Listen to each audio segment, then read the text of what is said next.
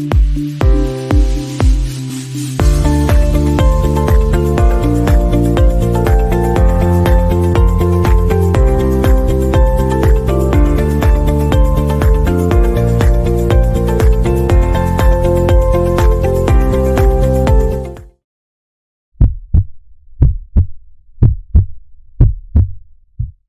and welcome to House Calls, Real Docs, Real Talk. I'm your host, Mercedes Fuller, and we are back for more healthy conversation. Today, we're going to wade into the topic of the opioid crisis. It has fallen out of the headlines in the past year or so, but it's still a crisis.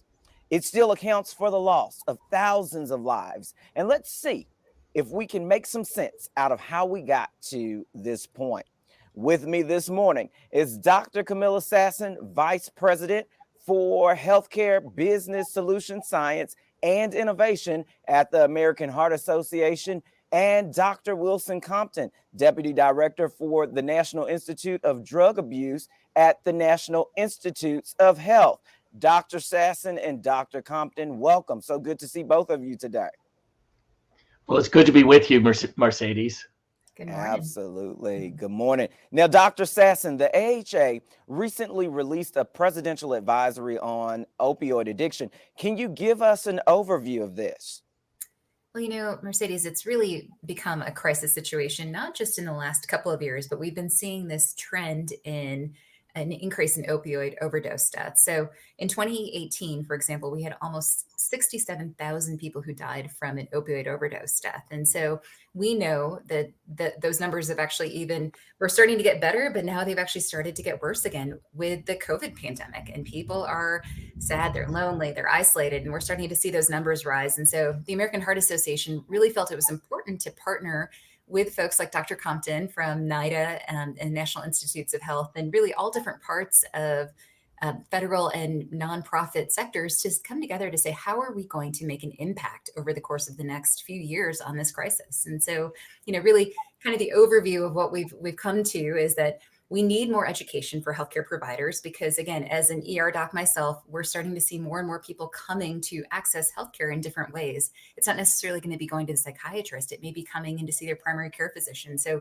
we need to be better about knowing when to prescribe opioids appropriately. We need to destigmatize the care for people who have opioid addiction and give them resources that we have, like medication-assisted therapies. And we also need to make sure that the public knows what a crisis situation this is as well. And so getting information out, whether that's learning about naloxone, which is a super easy antidote that really anybody can give in the setting of an opioid overdose, or just how to do CPR, cardiopulmonary resuscitation, which is providing chest compressions and breaths if somebody has a drug overdose. These are simple little things that we know we can do, and we're only going to do it if we can partner with our all of the different advocacy organizations we've been able to bring together. Absolutely. This is such an important topic, and I'm happy that we're having this conversation today, and I believe we're going to help so many people. And before we dive further into the conversation, let's jump into today's discussion with health and the headlines.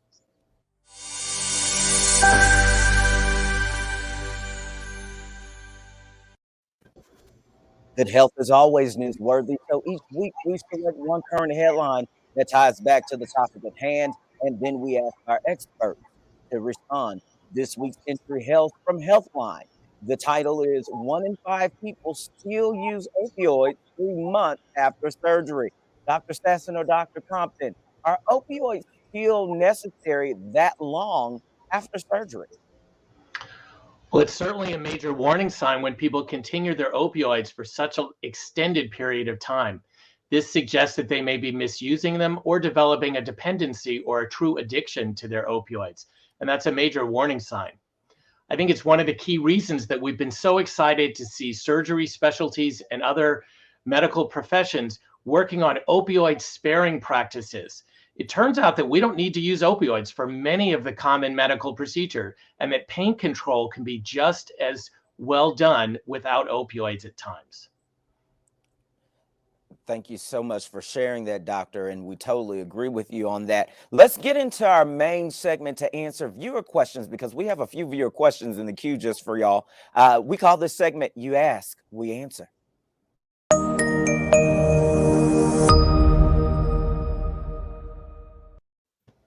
So many good questions waiting. Our first question comes to us from Shirley in Pittsburgh, and her question is this: opioids have been around forever.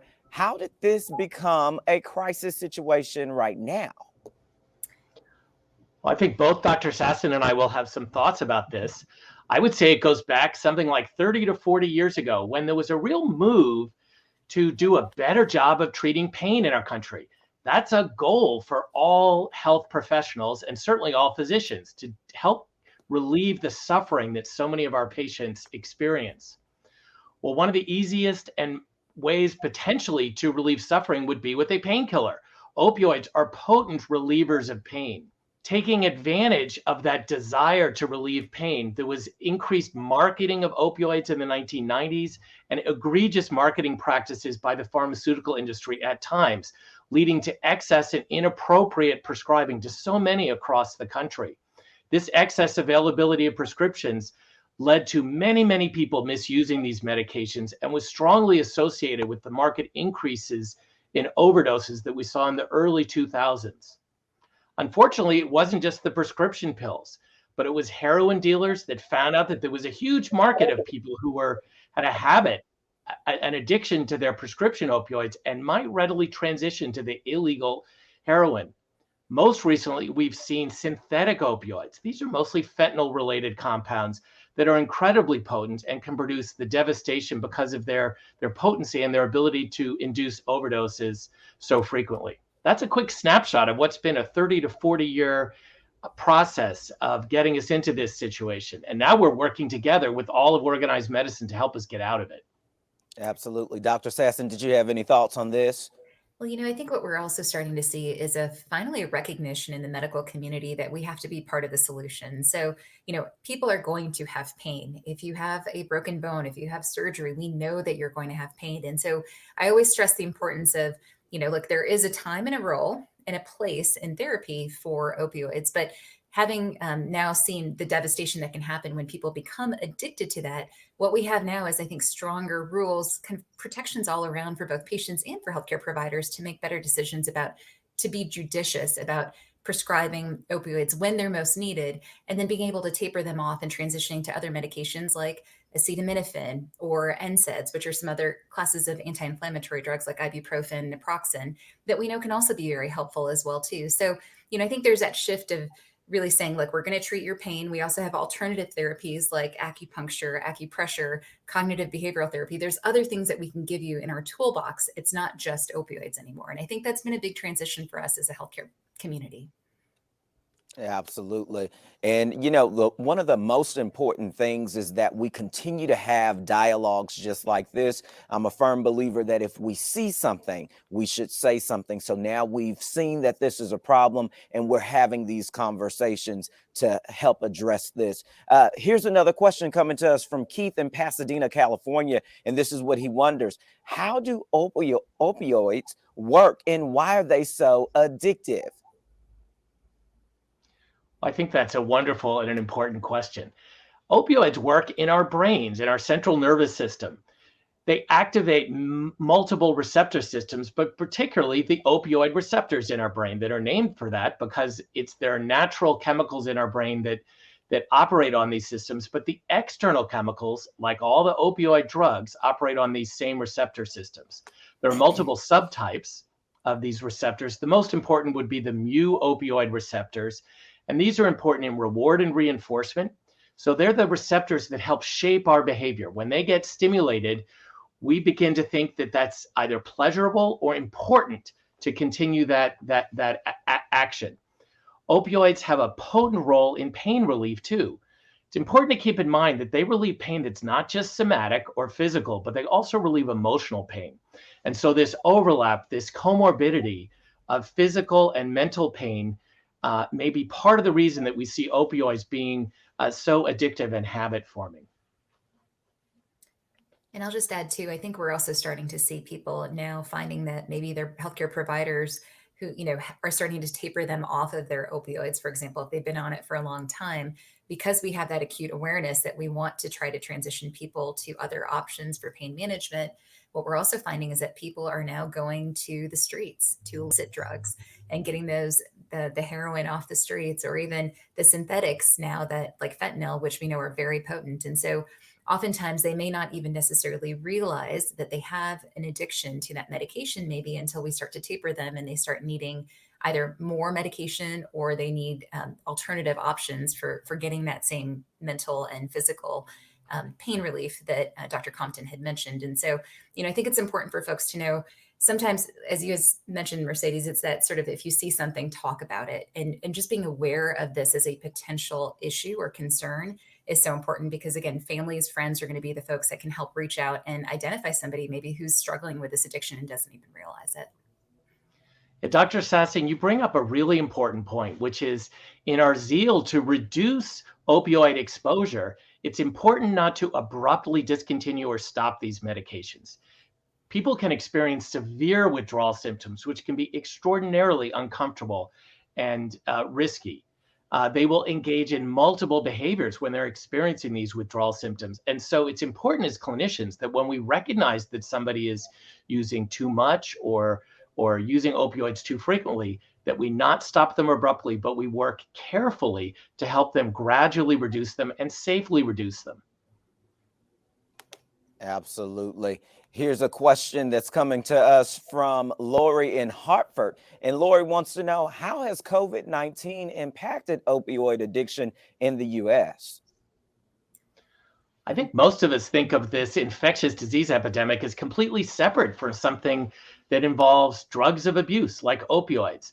Unfortunately, what we've seen with the social isolation and the separation of people, that use of drugs by yourself may be more frequent. That's a major risk factor for a fatal overdose. We've also seen an expansion in the availability of the synthetic opioids in many of the illicit drug markets around the country. What we're seeing is that the deaths from opioids are involved both prescription drugs, and those have continued, but particularly what's increased have been the deaths related to the illicit synthetic opioids that are now distributed in so many parts of the country that never used to have them. It's a very dangerous drug, and makes it so important that clinicians are ready to provide naloxone as an antidote to all opioids, including these synthetic fentanyl compounds. And Dr. Compton, I think it's important for people to know, sometimes it's not necessarily somebody going out to get heroin. We're seeing methamphetamines, we're seeing cocaine being laced with fentanyl, for example. So I know for me personally in the emergency department, I've had a few different overdoses where, I've reversed somebody and they didn't even realize that they had even been exposed to that until they woke up in my emergency department looking at me and saying, like, what happened? And so I think it's important for folks to know that, again, those synthetics can be found in many different illicit drugs. And so it's not necessarily always just heroin, for example.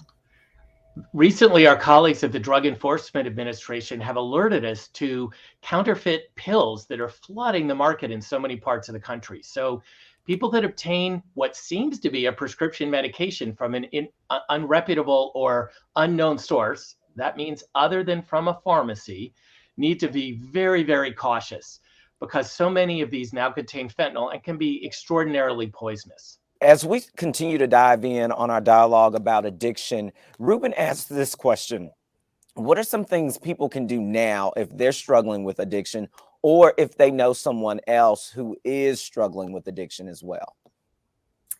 So Dr. Compton, I'll start. I think the first thing is recognition, and that can be from a person who maybe is starting to realize, hey, look, I'm developing a tolerance to my medication. I'm requesting early refills of my narcotic prescriptions from my primary care provider, for example. Or maybe I'm not getting those same medications anymore because of tapering or other issues, and I'm starting to look for other places to get that, which are not reputable. So not at a pharmacy. So I'm going to the streets, I'm going online looking for prescription medications to fill that void. So I think that's number one, is just recognizing that you have an issue and that there are options in terms of treatment. As friends and family members, you can also be on the lookout for telltale signs of opioid withdrawal. So somebody who's getting very irritable, for example, having erratic behavior, having a runny nose, having fevers, chills, nausea, vomiting, diarrhea, those can be telltale signs of opioid withdrawal. And so if you start to see your loved one who's maybe looking for, places to get medications that are not at a pharmacy, those are all things that you can say, look, I think you have a problem. I think we need to go see somebody. And then I think the next step after recognition is feeling comfortable going to see a primary care doctor, an ER doctor, a nurse practitioner. There's more and more of us now who are being trained in how to handle not just addiction medicine, but also to be able to talk about the stigma that goes along with addiction as well. And now we have treatment options too. So, we are starting to see more and more prescribers of Suboxone, which is a medication that can help people transition from being dependent upon opioids to now being able to be on a medication that can help them lead a very happy, healthy life that's very productive. So I think there's a lot of different options out there. I think the biggest thing is recognition and then feeling comfortable getting the care that you need. I really appreciate that Dr. Sasson led off on the response to this question. After all, it's emergency department physicians who are on the front line in dealing and in helping families and patients with addictive disorders and so many other serious health conditions. We're fortunate that we've seen an increase in the number of specialists who are available to help clinicians like Dr. Sasson help advise patients and work directly with families who are affected by addiction. So the addiction medicine is now a medical specialty approved by our Board of Medical Specialties, as well as we have addiction psychiatrists who have particular training in this area, and maybe those that you want to refer to when there are complicated cases and that don't respond to first-line treatments. Thank you, doctors. We have another question for y'all. Here's one from Danny in Bloomington, Indiana. What are the research areas that still need to be addressed? Well, of course, that's the job of the National Institutes of Health and my institute, the National Institute on Drug Abuse, is to support research that it can lead to better treatments for opioid use disorder and other addictive conditions. We have a lot of work to do. While we're, of course, very pleased that we have multiple medications to help treat opioid use disorder, the substitution treatments of methadone and buprenorphine, as well as the antagonist and extended release long-acting blocking agent, extended release naltrexone, are all approved as medications to treat opioid use disorder. But I would suggest there are at least two major areas where we immediately need to pay attention. One is these medications are not available universally. So what can we do to make sure that in situations and settings where patients show up, that we have them readily available so that we can help save lives with these medications? The other important thing to point out is these medications are not universally effective. So there are many people who don't respond to them or who find that they just don't want to take them long term. So what can we do to change the long-term prospects? This is where research on topics such as transcranial magnetic stimulation may play a role, and new medications and new devices to help people improve their outcomes and do a better job of treating these complex disorders. And I'll just add too, I think another area that we highlighted in our presidential advisory too is just that we know people with cardiovascular disease have pain, right? So if you've had a CABG where you've had any kind of heart surgery, heart valve replacement, you've had vascular pain, so you've got maybe surgeries there or having stents placed. There are things that will cause pain, and I think we still have a long way to go in terms of finding alternative options for how to manage that pain. We also still have a lot to learn in terms of how do opioids and other pain management therapies like naproxen or ibuprofen, how do they impact the cardiovascular system? Are there reasons that maybe people shouldn't be on those medications or they should be transitioning to other medications? So I think we still have a lot of research to do there. And I think we also still have a lot of research in terms of thinking about alternative therapies too, for how to best manage people's pain. I'm so glad that you point out the other part of our major research program, which is to focus on pain and improving our treatments of pain. We're very fortunate that Congress appropriated funds under the Helping End Addiction Long-Term program that NIH manages that has two major components. One is to directly improve drug treatment and drug overdose interventions. And then the second component would be to improve our ability to treat painful conditions. Right now, we're even working at the boundaries between these two in terms of how do we take care of the complicated patients that have comorbid or co-occurring chronic pain and an opioid use disorder. This is an area where we need a lot of work.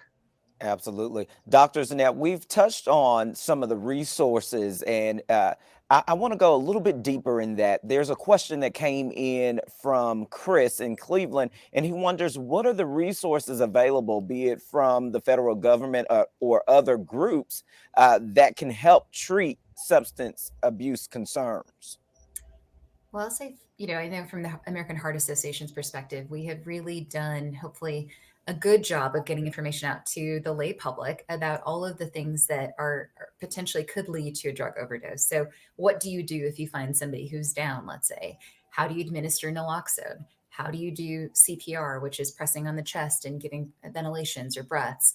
These are all free training resources that are easily available for folks at cpr.heart.org to get trained in 10 minutes or less, to share with other people, to be able to know what to do if you do find somebody whose heart maybe has stopped because of a drug overdose. We also, I think, have more and more resources, again, partnering with folks like Dr. Compton and the NIH to be able to start providing more awareness, more resources of how to look for signs of addiction, how to look for people who maybe have signs of opioid use disorder, what are the options for treatment. And so I think we're starting to really get a lot of that information out into the community, but we have to also still destigmatize the fact that people will have addiction. Addiction is like any other chronic disease. At the Heart Association, we talk a lot about diabetes and heart disease and hypertension. Those are all chronic diseases that people have to manage actively throughout their lives. And addiction is no different. I think we have to be able to change the conversation to talk about it in that setting, that it is a chronic disease. That is why the Heart Association is there, to be able to help people understand how important it is to not only seek treatment, but to know that this could be something ongoing that you will have to continue to have treatment for. I'm so pleased to have the American Heart Association as a partner in trying to change the culture of how we, in the healthcare system, we treat people with addictive disorders. Treating these as chronic health conditions without the unnecessary labeling and use of derogatory language are some of the key first steps to bringing this fully into the house of medicine for treatment.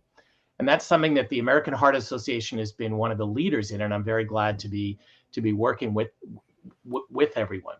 I would point out that the Department of Health and Human Services just launched an overdose prevention strategy.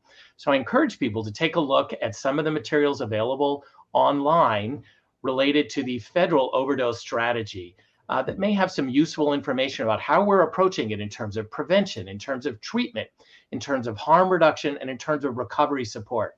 After all, if we're going to treat this as a chronic condition, we need to be thinking long-term and how we provide services, not just today to save a life, but over the long haul to help people turn their lives around.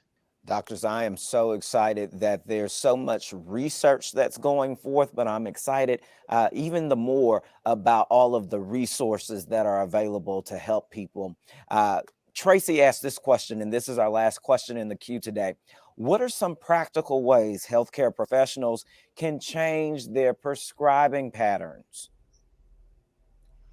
This is a really important question. What can clinicians do to change the excess prescribing that so many of us have engaged in over the last 20 or 30 years? Well, for one thing, when opioids are necessary, and they still are in many situations, we don't want people to become opiophobia. That means unnecessarily afraid of opioids. But when you write a prescription, it turns out that most patients that are using these for acute injuries or post-surgery really only take them for a day or two.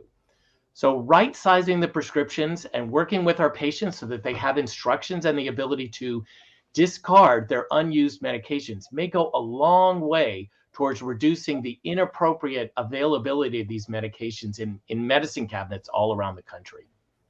That's at least one place that I'd suggest clinicians can pay attention to. Another very practical issue is many of us are now required to look at the prescription drug monitoring program information to learn what other prescriptions our patients are taking. This can be extremely helpful in uncovering dangerous patterns of opioid use.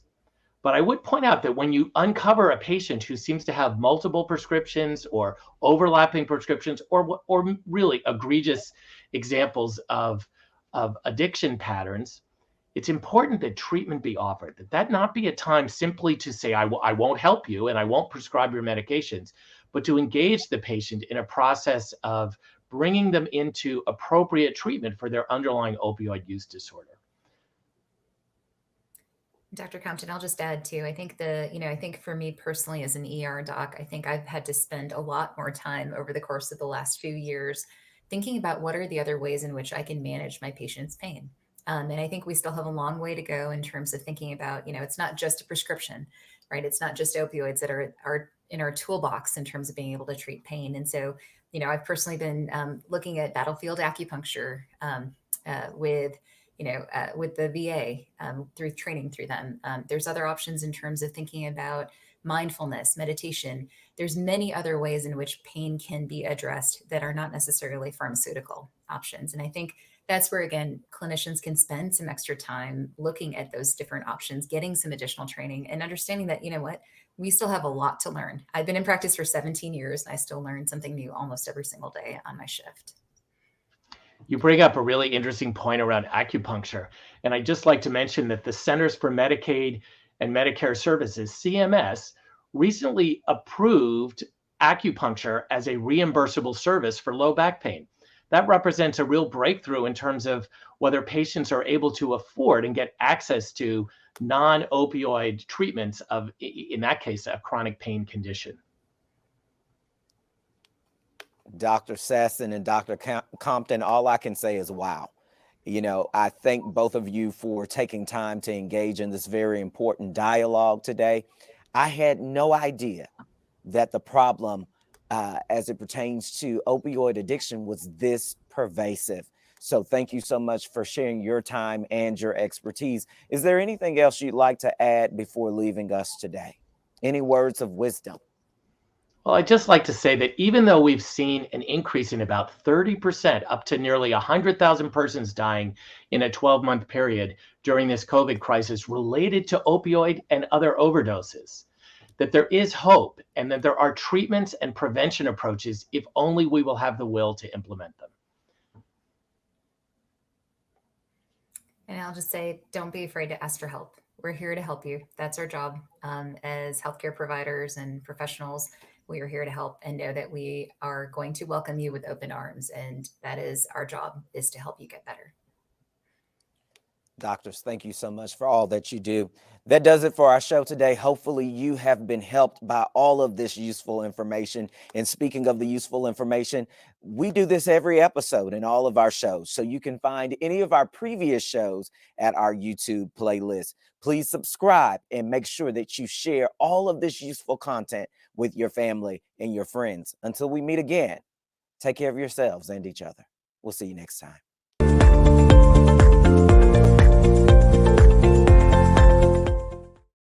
Learn more about House Calls, Real Docs, Real Talk, and submit your questions at heart.org/housecalls.